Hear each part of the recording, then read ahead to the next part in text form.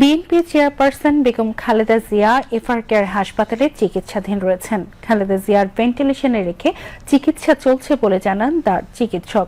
সেখানে রয়েছেন আমাদের রিপোর্টার স্বপ্না স্মৃতি। বেগম খালেদা জিয়ার চিকিৎসার সর্বশেষ তথ্য জানতে আমরা এখন সরাসরি যুক্ত হচ্ছি তার সঙ্গে। স্মৃতি, আমাদের বেগম খালেদা জিয়ার সর্বশেষ অবস্থাটা জানান।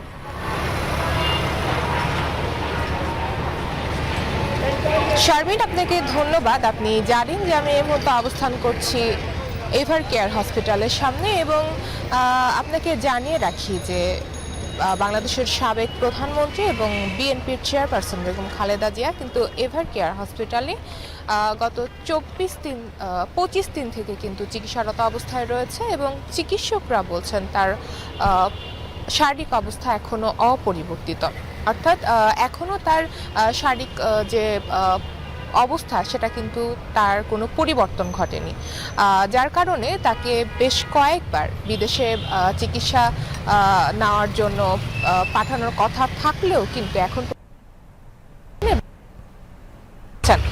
কারণ দীর্ঘ যাত্রা করার মতো যে শারীরিক অবস্থা থাকা দরকার সেটা কিন্তু সে অবস্থাতে তিনি এখন নেই। তার কিডনি কিন্তু অকেজো হয়ে পড়েছিল, যার কারণে কিন্তু তাকে প্রতিদিন ডায়ালাইসিস করা হচ্ছে এবং বর্তমানে তাকে কিন্তু ইলেকট্রিক ভেন্টিলেশনে রাখা হয়েছে এবং দেশ বিদেশের চিকিৎসকরা কিন্তু একটি মেডিকেল বোর্ডের মাধ্যমে সার্বক্ষণিক তাকে পর্যবেক্ষণ করছে এবং তার পুত্রবধূ ডক্টর জুবাইদা রহমানও কিন্তু সেই চিকিৎসকদের সাথে সমন্বয় করছে 24 ঘন্টা এবং তাকে পর্যবেক্ষণে রাখছে। এবং আপনাকে জানিয়ে রাখি যে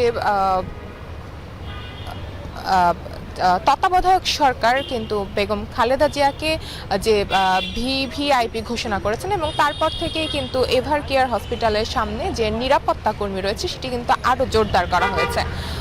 বিএনপির যে সদস্যরা রয়েছে এবং বেগম খালেদা জিয়ার পুত্র সন্তান তারেক রহমান, তারা কিন্তু সবসময় বলছে যে বেগম খালেদা জিয়াকে নিয়ে কিন্তু বিভিন্ন ধরনের গুজব ছড়ানো হচ্ছে, সে গুজবে যেন দেশবাসী কান না দেয় এবং সে গুজবের কথা যেন বিশ্বাস না করে এবং তার জন্য যেন দোয়া প্রার্থনা করে এবং তিনি যেন সুস্থভাবে আবার সকলের মাঝে ফিরে আসতে পারেন।